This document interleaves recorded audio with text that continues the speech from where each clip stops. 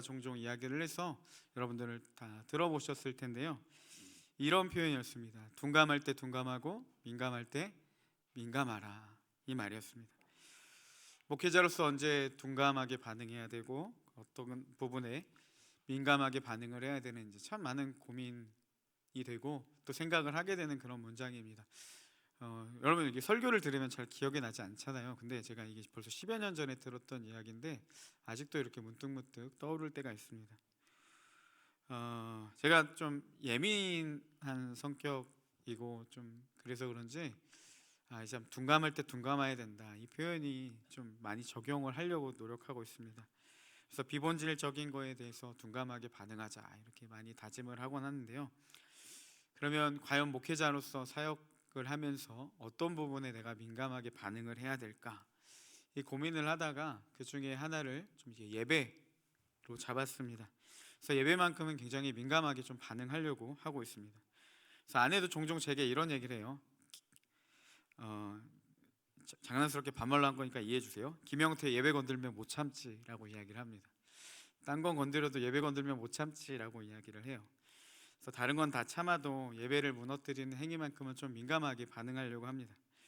그래서 아마 제가 온사랑교회 이제 3년 넘게 이제 4년 차에 접어들었는데 아마 이제 저랑 이제 같이 한 기간들이 있어서 청년들이 제가 얼마나 예배에 민감한지를 어느 정도 아실 거라고 생각을 합니다. 왜냐하면 예배가 그토록 우리 신앙의 중요한 부분이기 때문입니다.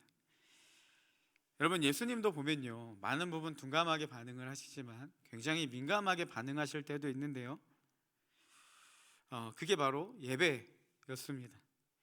여러분, 우리가 흔히 예수님 하면 어떤 이미지가 떠오르십니까?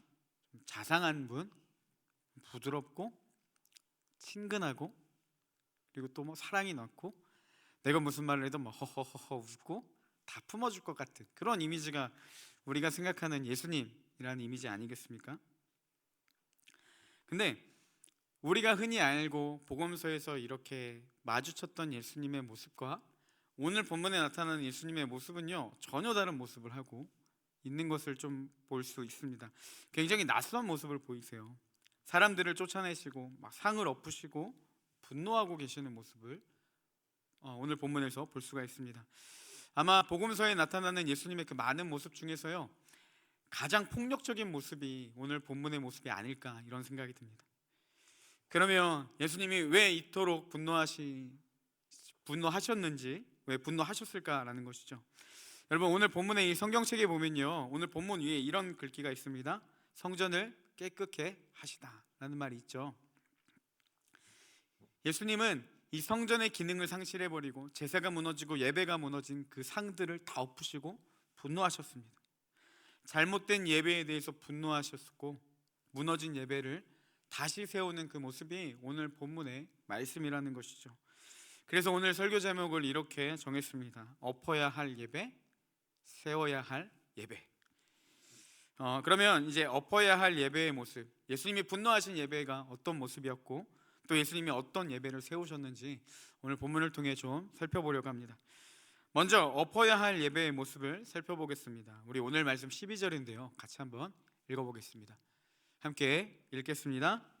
예수께서 성전에 들어가사 성전 안에서 매매하는 모든 사람들을 내쫓으시며 돈 바꾸는 사람들의 상과 비둘기 파는 사람들의 의자를 둘러 엎으시고.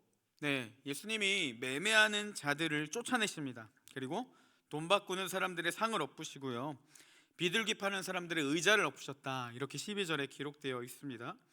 그러면 왜 이런 일들을 하셨는지, 갑자기 막 다 때려 부시고 쫓아내고 막 그런 일들이 있었는지 13절에 이렇게 기록되어 있습니다. 우리 13절도 한 번 더 읽어보겠습니다.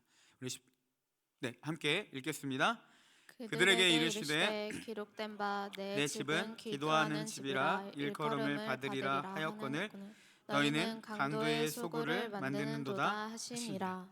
네, 예수님이 이 성전을 다 엎으신 이유가 뭐겠습니까?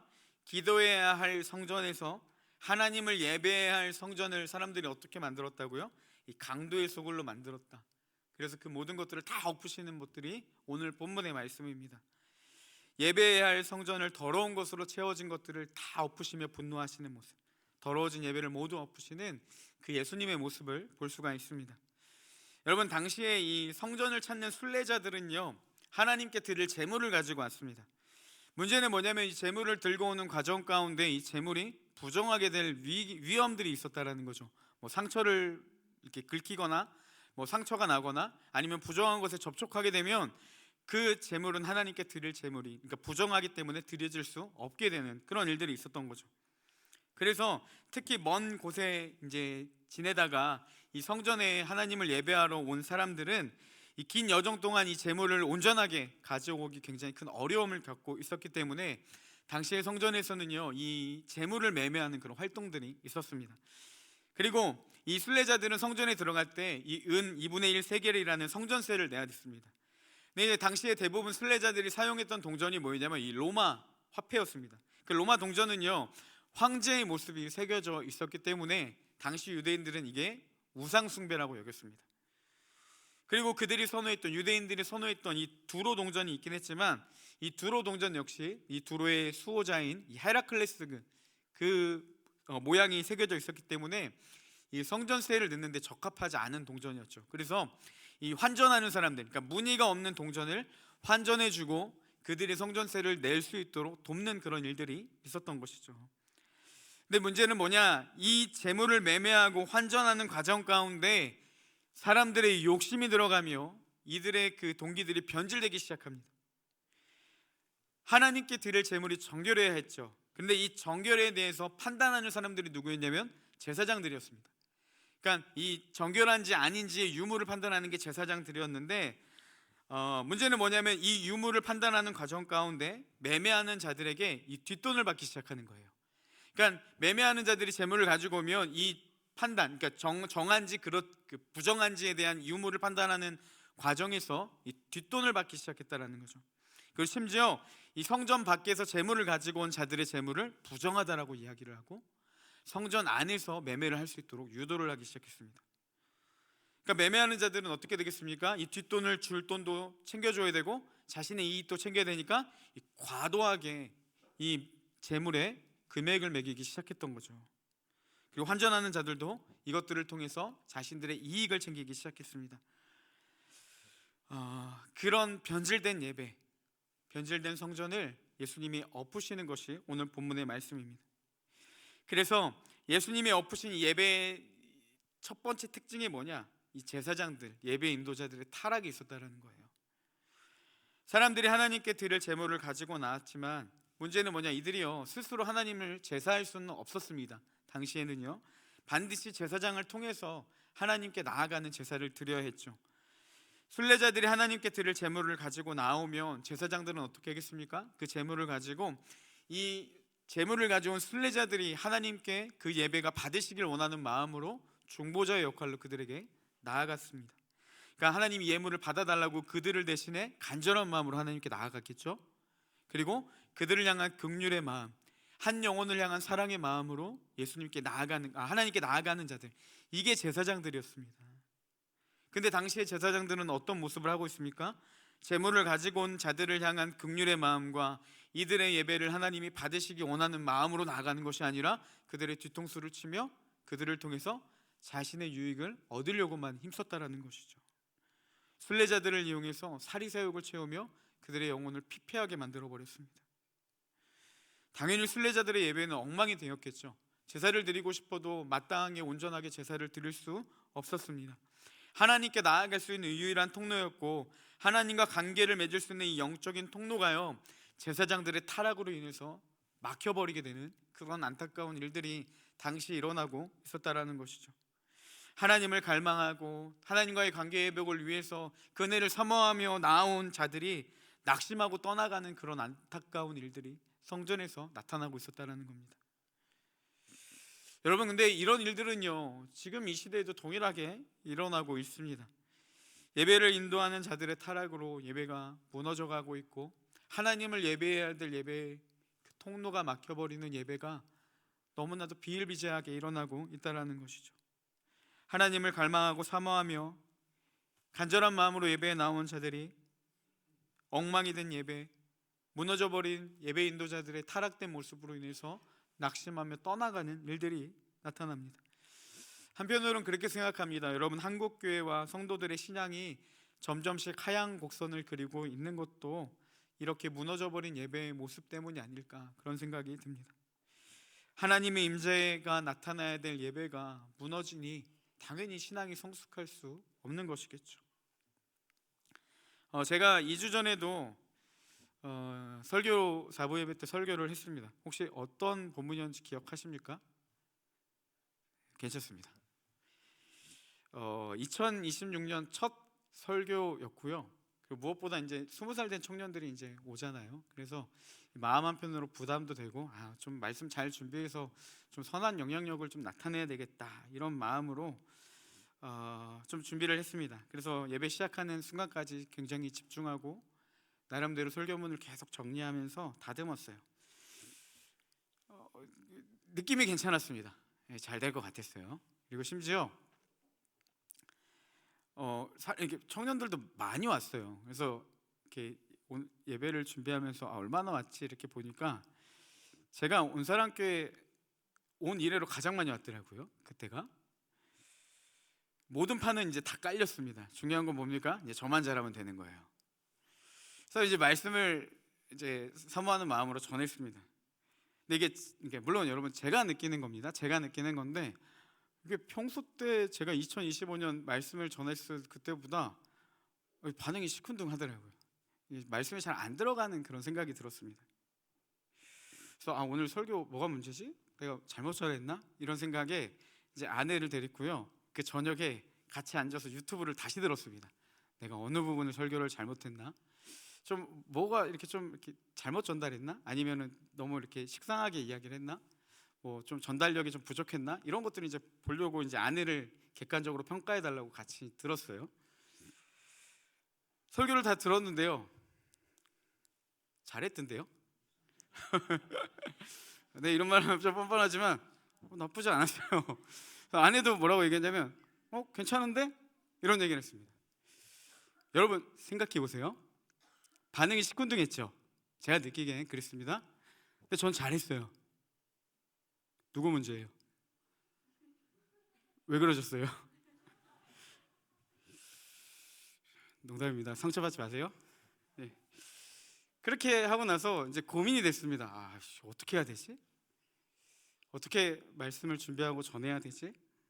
어떻게 해야 청년들에게 좀 선한 영향력을 줄 수 있을까? 그래서 고민하고 하나님께 기도했습니다. 그렇게 막 궁시렁 거리면서 이제 한 주가 어떻게 하지 이렇게 계속 살아가고 있는데, 문득 한 가지 생각이 제 머릿속에 깊이 들어왔습니다. 갑자기 어떤 마음이 들었냐면요, 네 삶 하나 변화시키지 못한 설교가 무슨 청년들에게 선한 영향력을 나타내겠냐라는 생각이 갑자기 팍 들더라고요. 하필이면 그때요, 제 한 주간의 삶이 굉장히 많이 무너져 있을 때였습니다. 그래서 이제 낙심이 되는 거죠. 그래, 설교자인 내 삶도 엉망이고 말씀의 영향력이 나타나지 않는데 뭘 그게 그런 말씀들이 청년들에게 선한 영향력을 나타낼 수 있겠냐라는 그런 생각이 들어서 좀 마음이 무거웠습니다.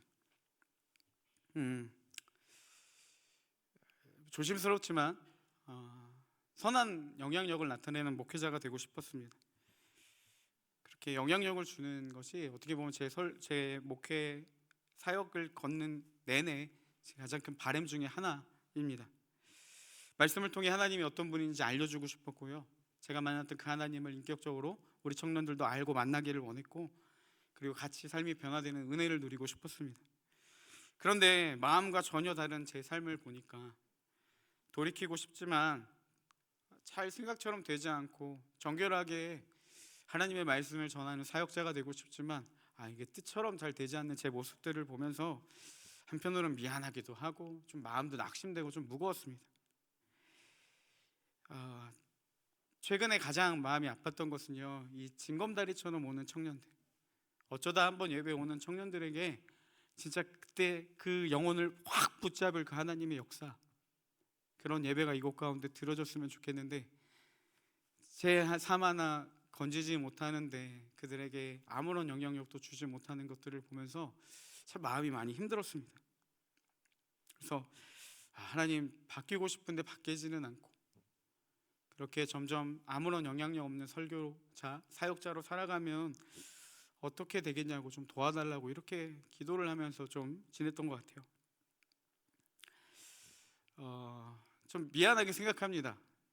정결한 모습으로 영향력 있는 말씀을 전하고 좀 여러분들의 삶을 바꿀 수 있는 하나님의 능력이 나타나는 그런 축복의 통로로 목회자가 되어야 되는데 마음은 그러고 싶은데 이게 잘 되지 않아서 좀 미안한 마음이 있습니다.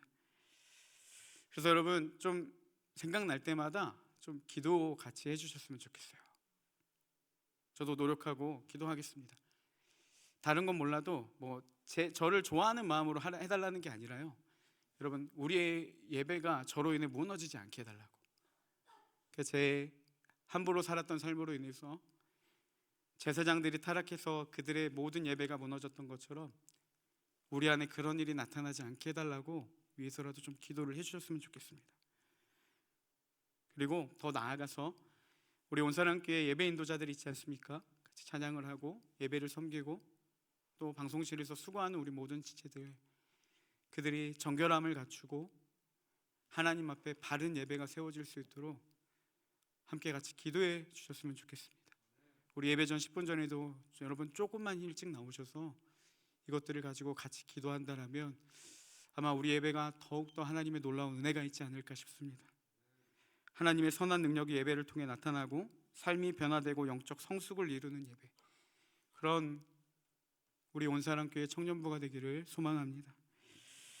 예수님이 예배를 엎으신 예배의 두 번째 특징은 뭐냐면요, 이 사람 중심적인 예배라는 거예요. 여러분 성전뜰 안에서 매매 활동과 환전하는 활동이 일어났던 이유가 뭐겠습니까? 어떤 마음으로 그들이 그런 일들을 했을까요? 좀 생각하면서 그런 마음이 들었습니다. 이 순례자들, 그들의 제사를 돕기 위함이었죠.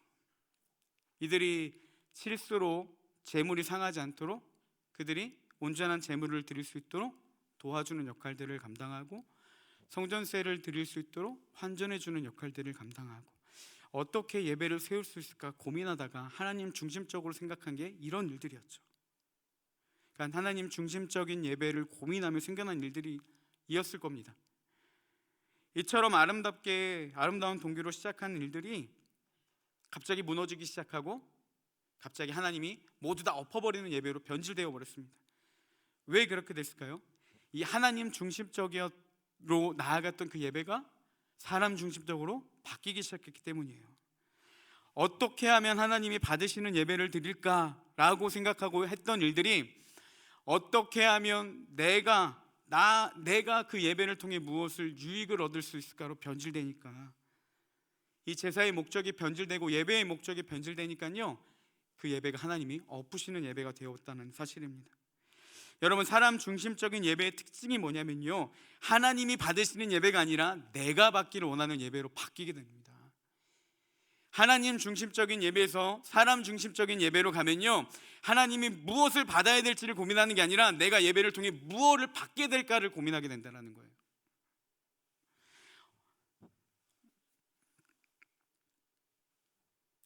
예수님은 그런 예배를 다 엎으셨습니다.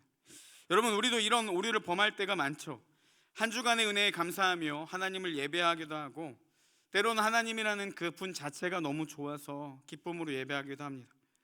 그리고 예배를 통해 하나님의 은혜를 갈망하기도 하죠. 하나님을 만나길 원하고 하나님으로 채워지길 원하고 하나님으로 인해서 내 삶이 바뀌기를 원하고 하나님의 뜻대로 순전하게 더 살아가기를 원하고 그냥 너무 좋으신 하나님과 함께 즐겁게 이 안에서 그 임재를 누리기를 원합니다. 이게 하나님 중심적인 예배겠죠. 근데 이런 예배가 사람 중심적 예배로 가면 어떤 변질이 일어납니까? 하나님을 만나는 은혜를 원하는 것이 아니라 자신의 감족을 충족하기 위한 예배로 변질되기 시작합니다. 생각해보면요, 때로는 우리는요 하나님의 임재에 압도당하는 것이 아니라 예배를 통해 하나님께 압도당하기를 원하는 것이 아니라요, 예배의 분위기에 압도당하기를 원합니다. 화려한 조명과 사운드, 마음의 기쁨과 감동을 주는 음악들, 위로와 감동을 주는 그 한마디의 설교에 내 감정이 압도되기를 더 원한다라는 것이죠. 그래서 예배를 통해 마음의 감동과 위로를 얻으면 오늘 예배는 성공했다 이렇게 생각하는 거예요. 감정의 충족이 예배를 통해 내 어떤 감정의 충족이 채워지지 않으면 우리는 예배에 실패했다고 생각합니다. 그리고요, 문제는 뭐냐? 그 예배의 실패를 내 어떤 예배의 환경으로 탓을 돌리기 시작합니다. 찬양팀의 실수 때문에 내 찬양이 흐름이 끊어져서 내가 예배에 실패했고, 자막이 넘어가지 않아서 내가 예배에 방해돼서 내 예배에 실패했고, 대표 기도가 뭔 소리인지 하나도 모르고 자기만 이야기하는 것 같아서 내 예배가 실패했고, 설교자가 자기만 혼자 떠들고 너무 졸립게 해서 내 예배가 실패했고,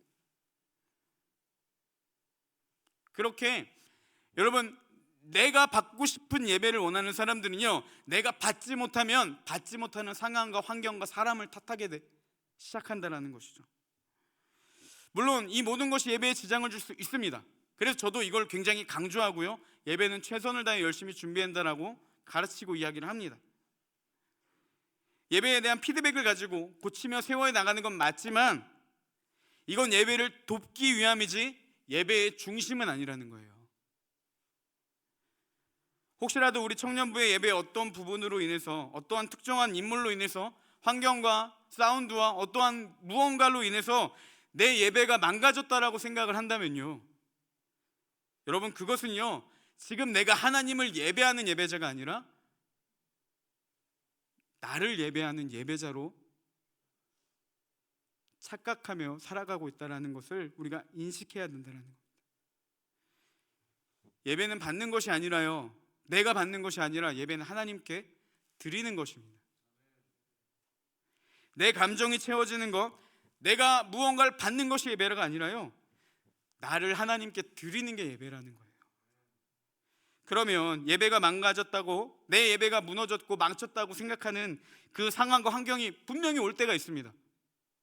그때 하나님 중심적인 예배는 어떻게 반응하냐는 것이죠. 너 때문에 내가 채워지지 못했고 그것 때문에 내가 채워지지 못했다, 이게 아니라요, 찬양이 어설퍼도, 가사가 넘어가지 않아도, 갑자기 음이탈이 일어나고 실수가 일어나도 그 가운데 하나님께 집중하는 거예요. 찬양의 흐름이 끊기고 예배의 흐름이 끊기고 설교가 너무 피곤해도 집중하는 겁니다. 미워하는 사람이 앞에서 인도하는 게 마음이 시험이 들어도 하나님께 집중하려고 노력하는 거예요. 왜요? 그게 드리는 거거든요. 내가 받기 원하니까 저 사람 탓이 되는데, 그럼에도 내가 드리기를 원한다면 거기서 하나님께 내 온 신경과 내 전인격을 드리려고 힘써 노력하는 겁니다. 이게 드리는 예배, 하나님 중심적인 예배라는 거예요. 제가 지금까지 사역을 하면서 가장 많이 했던 사역 중에 하나가 찬양 인도입니다. 찬양을 인도하다 보면요, 앞에서요, 입으로는 찬양을 하는데 속으로는 5만 가지 생각이 다 들 때가 많이 있어요. 갑자기 모니터가 안 들리거나, 박자가 정신이 없거나, 제가 좀 예민해서 그런 것들이 들어오면요, 이게 찬양에 집중하지 못하는 환경들이 너무 많이 찾아올 때가 있습니다.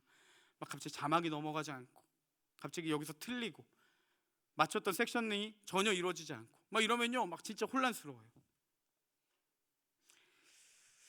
그리고 그때마다 이 마음에 분노가 많이 일어났습니다.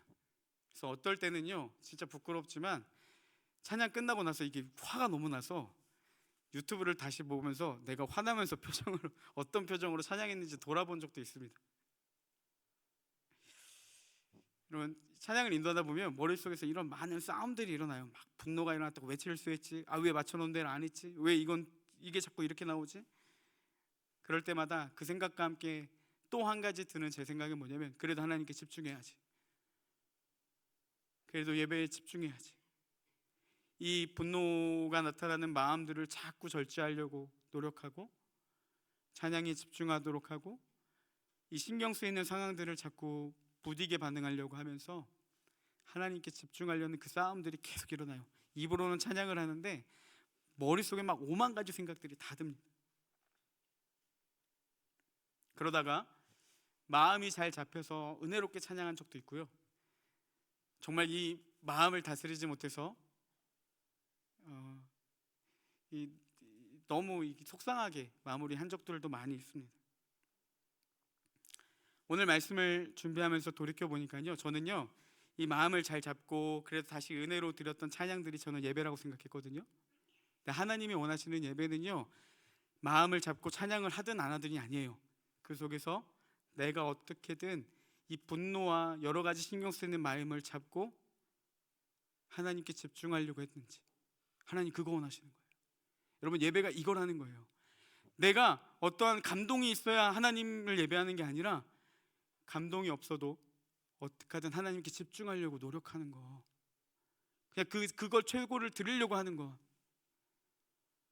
여러 가지가 신경 쓰여도 하나님을 어떻게든 보려고 하는 거. 그 자체가 예배라는 거예요. 우리가 예배에 집중 안 될 때도 있습니다. 때로는 마음에 감동이 일어나지 않을 때도 있고요. 하나님의 은혜가 느껴지지 않을 때도 분명히 있습니다. 말씀을 듣다가 졸리기도 하겠죠. 저도 몰랐는데 나중에 보니까 조는 사람들이 보이더라고요. 우리 청년들 한 명도 안 조는 줄 알았는데. 그러면 우리가 졸고 싶어 접니까? 저도요, 2시에 여기 앉아있으면 졸립니다. 무슨 짓을 해도 졸리더라고요. 여러 가지 잡생각들이 말씀을 듣지 못하러 방해하는 순간들도 있습니다. 진짜 예배는요, 이러한 상황 가운데 마음이 감동이 오는 것이 예배가 아니에요. 진짜 예배는 그 속에서 하나님께 내 중심을 드리는 게 예배예요. 내가 받고 안 받고가 예배가 아니라 내가 드리고 안 드리고가 예배라는 거예요. 예배에 내 감정이 채워지지 않을 수도 있습니다. 그게 예배의 성공의 여부가 아니라는 거죠. 예배에 집중하지 않아도, 예배가 무너졌다고 느끼는 순간에도 주님을 바라보며 최대한 내가 하나님께 집중하려고 노력하는 거예요. 설교가 아무것도 들리지 않아도 어떻게 하든 들어보겠다고 다시 하나님 바라보고, 딴 생각하더라도 다시 하나님 바라보는 것, 여러분 그 자체가 예배라는 거예요. 은혜가 돼야 예배가 아니라 내가 드리는 게 예배라는 겁니다. 하나님은 이런 예배를 원하신다는 사실입니다. 예배를 드리며 많은 것들이 신경 쓰이고 걸림돌이 있더라도 예배는 드리는 것이다라는 바른 인식이 우리 가운데 세워지기 시작한다면요, 그래서 우리가 어떠한 상황에서든 최대한 하나님께 나를 드리기를 원하는 행위가 예배 가운데 나타나기 시작한다면요, 그게 하나님 안에 진짜 드리는 예배가 되고요, 우리가 지금까지 탓했던 모든 환경과 상황의 탓으로 돌리지 않는 자유함을 누릴 수 있다는 사실입니다. 문제는 내가 계속 예배를 통해 무언가를 받으려고 하니까, 하나님이 받으시는 예배가 아니라 내가 받는 예배를 자꾸만 초점을 두니까요, 찬양팀이, 방송팀이, 예배 인도자가 내 예배를 방해하는 방해꾼이 되어 버리는 겁니다. 예배의 가장 큰 방해자는 그들이 아니라요, 받기 원하는 내 자신. 하나님 중심적인 예배가 아니라 나 중심적인 예배를 드리려고 하는 내 안의 욕망들, 그게 진짜 내 예배의 방해자라는 사실입니다. 예수님은 이런 엉망인 예배를 모두 다 엎으셨습니다. 그리고 진정한 예배를 세워나가시는 일들이 나타납니다.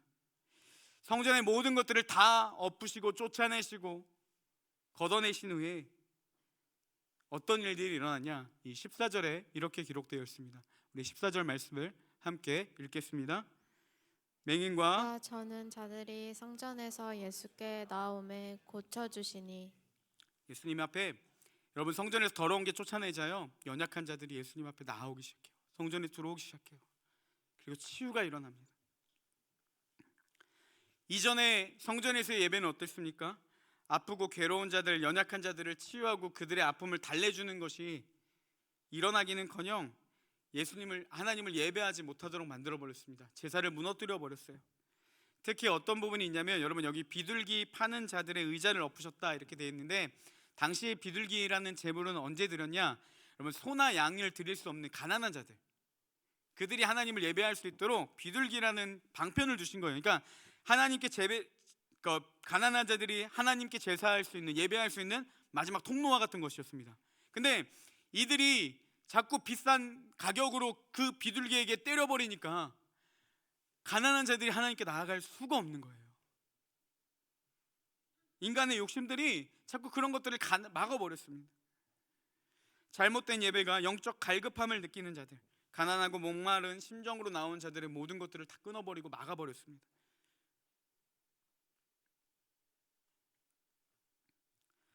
감동은 있고 기쁨은 있지만 죽은 영혼을 살리는 예배, 애통하고 회개하며 삶이 변화되는 이 치유의 역사의 예배가 안타깝게도 이 시대에 많이 사라져버린 것 같습니다. 그렇지만 예수님이 이 모든 것을 다 엎기 시작하자, 여러분 성전에 제일 먼저 모였던 자들이 누굽니까? 맹인과 저는 자들, 연약한 자들이 오기 시작해요. 가난한 심정으로 예수님께 나아오기 시작합니다. 그리고 그들이 치유되는 역사가 성전에서 일어납니다. 우리 청년부 예배가 이런 예배가 되기를 소망합니다. 사람 중심적인 예배를 예수님이 모두 다 엎으시고, 받고 싶어하는 예배를 모두 다 엎으시고, 가난한 심령을 가진 자들, 연약한 자들이 예수님께 나와서 놀라운 치유가 경험되는 예배가 되기를 소망합니다. 죄의 연약함을 가진 우리가 삶이 변화되는 은혜가 예배를 통해 나타나고, 우리의 목마른 심령들이 예수님으로 인해 채워지는 역사가 나타나는 예배, 그런 운사랑교회 청년부 예배가 되기를 주님의 이름으로 소망합니다.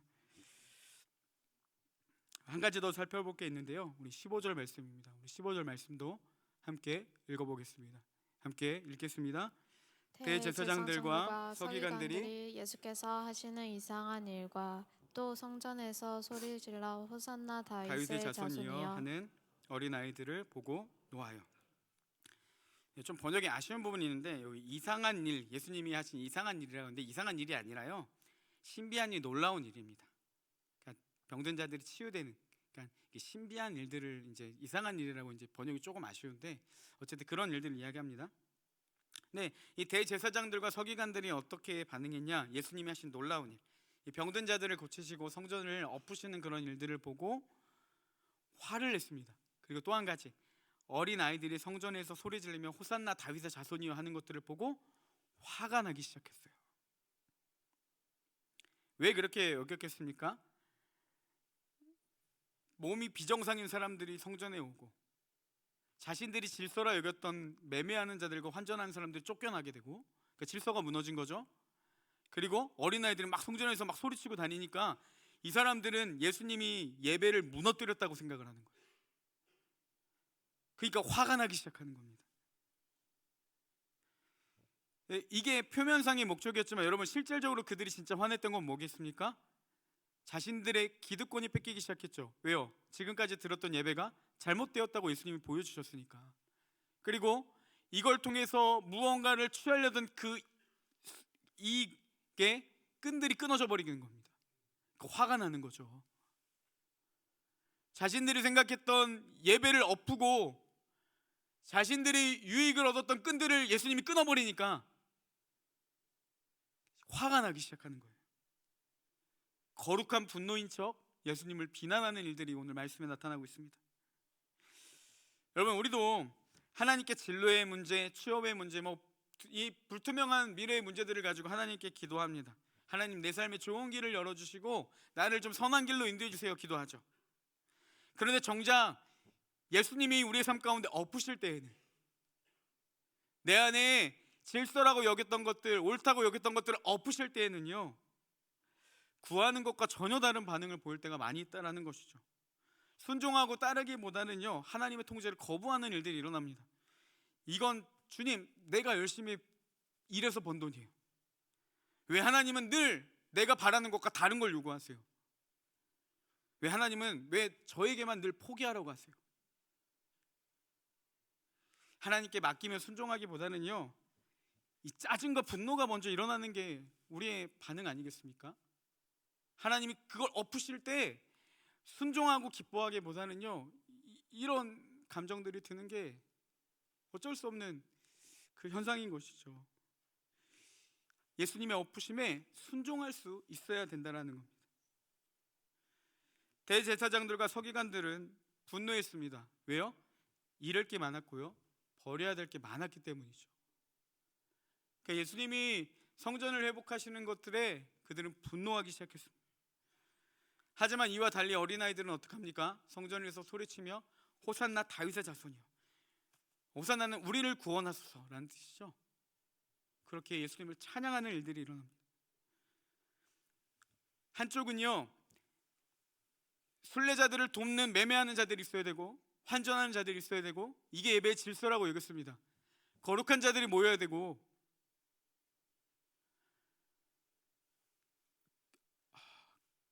그런 어린아이들이 정숙해야 되고, 그런 예배 행위들이 진짜라고 여겼어요. 그게 대제사장들과 서기관들이었습니다.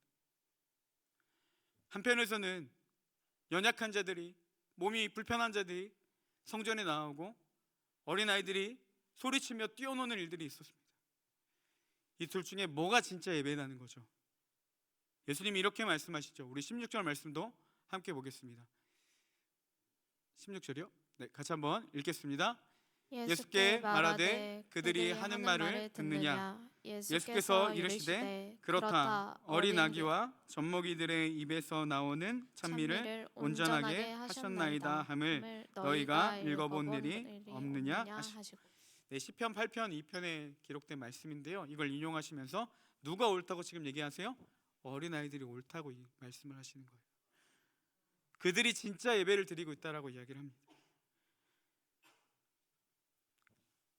예배의 기능을 상실한 그 모습들을 우리 가운데 엎으실 때 분노하고 짜증과 낙심이 밀려오는 것이 아니라 하나님 엎으심에 순종할 수 있는 자세가 우리 가운데 필요한 것, 이것이 진짜 하나님이 원하시는 예배라는 사실입니다. 하나님은요, 이 어린아이와 같은 역동적인 예배자들을 원하십니다. 주님이 우리의 더러운 것들을 정화하실 때 순종으로 반응하는 자들의 예배를 원하신다는 사실입니다. 체면이 우선이 되고 교회의 문화니 예배가 이래야 되니 이런 고지식한 지식으로 예수님의 엎으심을 거부하는 자들이 아니라요, 순전한 마음으로 하나님을 찾는 예배자들, 소리치며 구원자를 찬양하며 환호하는 아이들처럼 거룩한 생동감이 있는 예배자들을 주님이 원하신다는 사실입니다. 어쩌면 예배에 너무나도 많은 부분 가운데서 주님은 우리의 상을 얻기를 원하셨어요. 연약한 자들을 치유하기를 원하셨습니다. 중요한 건 우리가 어떻게 반응했냐는 것이죠. 대제사장들과 서기관처럼 분노가 일어나진 않았는지, 아니면 어린아이처럼 호산나 우리를 구원하소서, 그 주님 앞에 순복하며 예배자의 모습으로 나아갔는지, 우리의 예배의 모습들을 곰곰이 돌아보고 점검하고 또 돌이키는 그런 시간이 되기를 소망합니다. 네, 이제 말씀을 정리하겠습니다. 우리 찬양팀 준비해 주시고요. 하나님은요, 사람 중심적인 예배를 얻기를 원하세요. 그리고 하나님 중심적인 예배를 드리기를 원하십니다.